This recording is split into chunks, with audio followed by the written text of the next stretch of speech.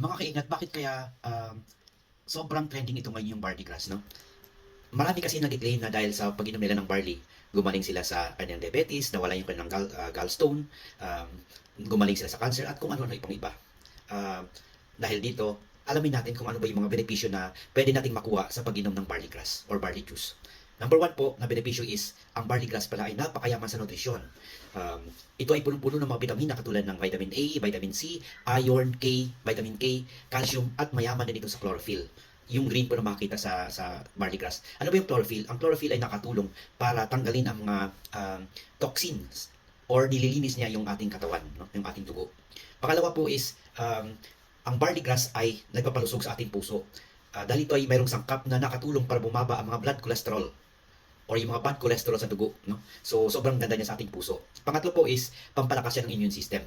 Bakit? Dahil ang barley grass ay punong-puno ng antioxidants at mga nutrients na makakatulong para palakasin ang doktor natin sa ating katawan. Yung doktor natin sa ating katawan o yung immune system na maaaring makatulong para labanan ang mga sakit at infeksyon sa ating katawan. Pangapat po is, pampababa rin siya ng blood sugar. May mga ilang pag-aaral po na nagpapahiwatig na ang barley grass ay makatulong sa pagkontrol ng blood sugar levels natin, lalong-lalo na sa may mga diabetes or sa diabetic. Panglima po is, ang barley grass ay nakatulong para bawasan inflammation or pamaga sa ating katawan or sa parte ng ating katawan. Makatulong siya lalong-lalo sa mga tao na mayroong inflammatory conditions katulad ng arthritis, mayroong gout, at kung ano-ano pang iba. Panganim po, ang barley grass din po ay nakatulong para bawasan ang ating stress, no?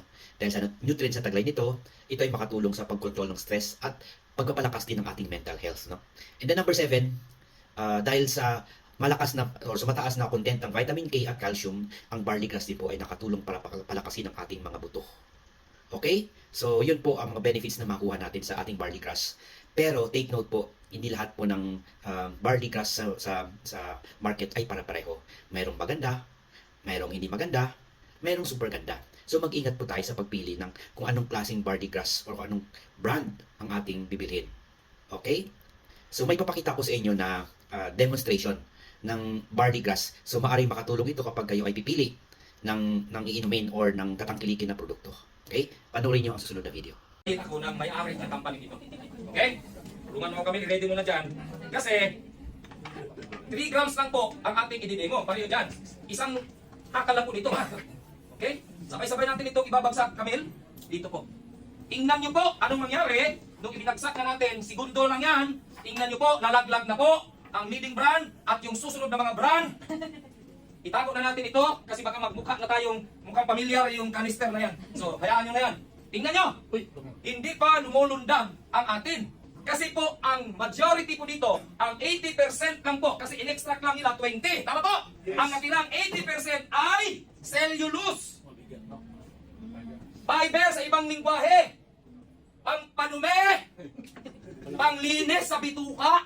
So yung binayad nyo dito, napunta sa inodoro.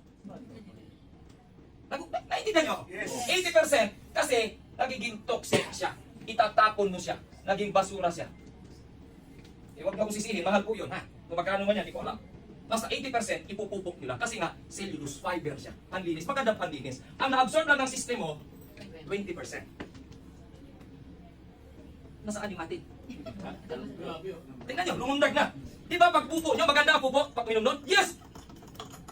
Papunta talaga, lundag talaga eh. Malabnaw. Oh, tingnan nyo yung kulay. Malabnaw. Tingnan nyo, kapag ka naman natin yan. 25 kilos, in-extract ang juice, 1 kilo, pinowder naging kalahating kilo ang 25 kilos na buong 100% extract from the barley grass. Kasi nga, hindi natin intention, yung mga grains, wala tayong intention sila, pag putol, tubo ulit, mamumunga na. Kasi gawin nilang feeds ito. So, 20% lang yun dito. 20% ang binayad mo dito. Kaya mataas ang sustansya nito. Fresh na fresh. Okay? SPF ang tawag ko doon.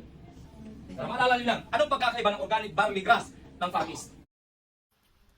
So, nakita nyo na mga kaingat. Yung isa, green na green, fresh na fresh. Yung isa naman, medyo malasyaw. Actually, natikman ko yung green na yon, no? Ang green na yon is meron siyang 100% na barley. Yung isa naman, yung medyo malasyaw, parang 20% lang ang kanyang barley. At ang the rest, o yung 80% ay cellulose or fiber. Tinatapon lang natin. So, alin po yung gusto natin? Yung 80%, yung 20% o yung 100%? So, make your choice.